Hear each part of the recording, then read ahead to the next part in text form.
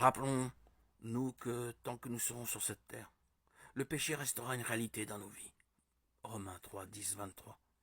C'est pourquoi nous devons faire face non seulement à la correction de Dieu pour notre désobéissance, mais aussi aux conséquences naturelles de notre péché. Si un chrétien vole quelque chose, Dieu va lui pardonner et le purifier de son péché de vol, et sa relation avec le voleur repentant sera rétablie. Mais les conséquences sociales du vol peuvent être importantes. Des amendes, voire même la prison. Ce sont des conséquences naturelles du péché que nous devons assumer. Dieu agit même à travers ces conséquences pour augmenter notre foi et se glorifier. Nous devons donc supporter la correction, car c'est comme des fils que Dieu nous traite. Quel est le fils qu'un père ne traite pas? Nous sommes des enfants de Dieu, non des enfants illégitimes. Soumettons-nous à notre Dieu, à notre Père céleste,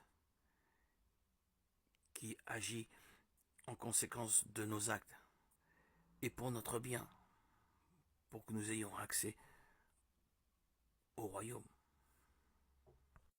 Pour notre bien. C'est la manière dont Dieu détourne ses enfants de la rébellion et les amène à l'obéissance. La correction, la discipline est le moyen pour que nous suivons ses pas. Cette discipline nous ouvre les yeux afin de mieux voir la perspective de Dieu pour nos vies. Comme l'a dit le roi David au psaume 32, la correction nous amène à confesser et à nous repentir des péchés qui subsistent encore commis dans notre vie. Dans ce sens, la correction nous amène à confesser et à nous repentir des péchés qui subsistent encore commis dans notre vie.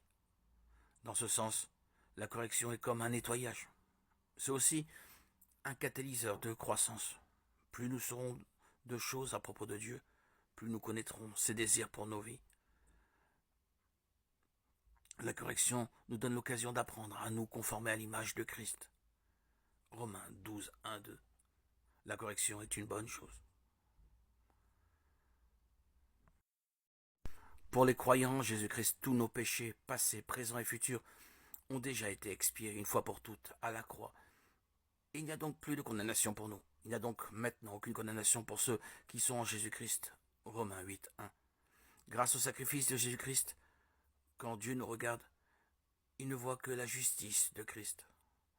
Nos péchés ont été cloués à la croix avec Jésus et nous ne serons donc jamais punis. Cependant, le péché qui demeure dans nos vies exige parfois la discipline de Dieu.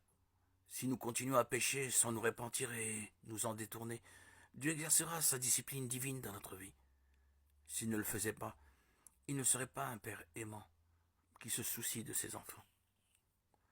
Tout comme nous corrigeons nos propres enfants pour leur bien, notre Père céleste aussi corrige ses enfants avec amour, dans leur intérêt. Hébreux 12, 7, 11 nous dit « Supportez la correction, c'est comme des fils que Dieu vous traite. Quel est le fils qu'un père ne corrige pas? Mais si vous êtes dispensés de la correction à laquelle tous ont part, c'est que vous êtes des enfants illégitimes et non des fils. D'ailleurs, puisque nos pères terrestres nous ont corrigés et que nous les avons respectés, ne devons-nous pas d'autant plus nous soumettre à notre Père céleste pour avoir la vie? Nos pères nous corrigeaient pour un peu de temps, comme ils le trouvaient bon, tandis que Dieu le fait pour notre bien afin que nous participions à sa sainteté. Certes, au premier abord, toute correction semble un sujet de tristesse et non de joie, mais elle produit plus tard, pour ceux qu'elle a ainsi exercés, un fruit porteur de paix, la justice.